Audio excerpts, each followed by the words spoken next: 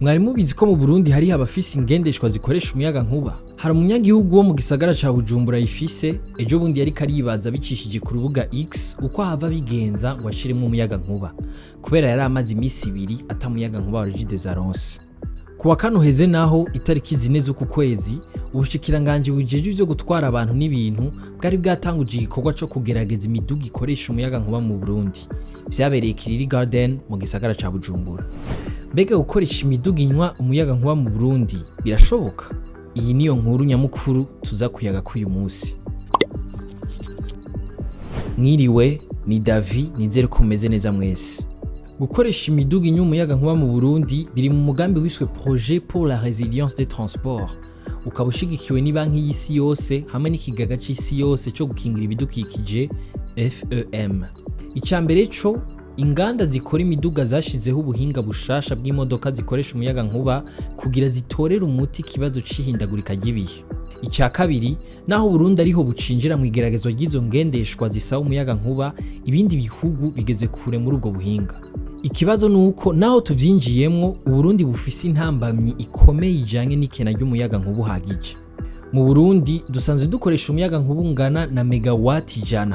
Rigide zikemeza ko igiye kongerako izindi 47 zivuye ku ngomero za Kabu 16 na Rusumo Falls ngo ikikagurika ridasanzwe ry'umuyagankuba rimaze imisi rihagarare.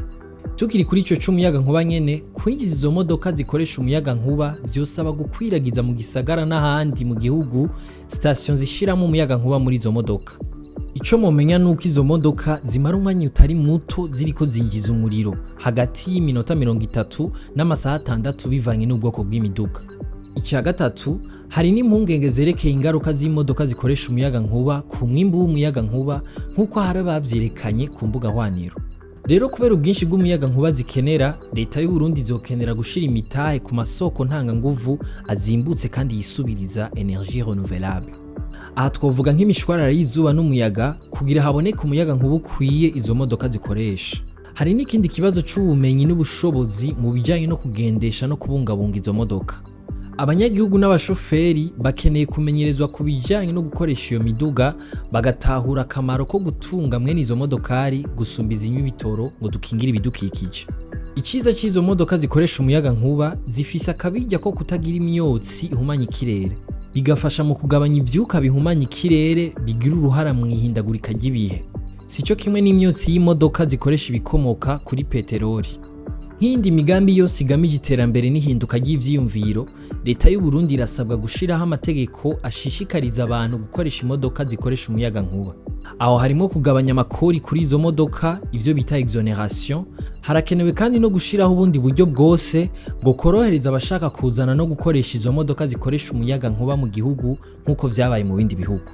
Igihe yari karatanguza igikorwa co kugerageza imiduga ikoresha umuyagankuba mu Burundi, Christine Niragira asanzwe ari umunyamabanga ntayegayezwa mu bushikiranganji bujejwe ivyo gutwara abantu n'ibintu, yavuze ko ubwo buryo bwo kwiyunguruza buzofasha kuzigama amafaranga mvamakungu yahora akoreshwa mu kurangura ibitoro.